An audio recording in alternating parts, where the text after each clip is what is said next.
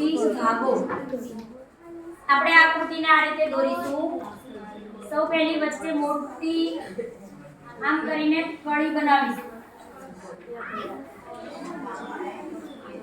પછી એની બાજુમાં આવું તમને આવડે જ છે, એની બાજુમાં બીજી કમળની આકૃતિ દોરતા દોરીશું।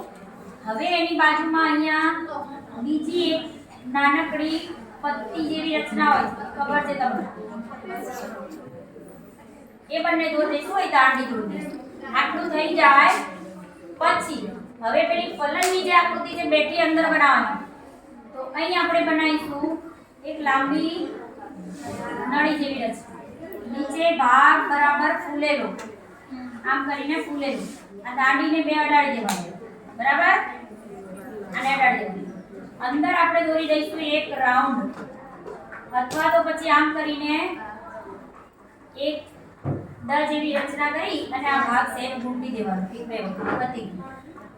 અહીં ઉપર આમ કરીને કાઢું આસન બનાવીશું, પછી એની બાજુમાં અહીંથી એક જ સિંગલ વાર લેશો તો ચાલશે, ડબલ વાર લેશો તો ચાલશે, અને આમ કરીને એક બે તંતુ બનાવી દઈશું। આ બાજુ પણ સેમ એ જ પ્રમાણે તંતુ બનાવીશું। થઈ ગયું? બસ, તમને આવડે છે નામ આદર પત્ર?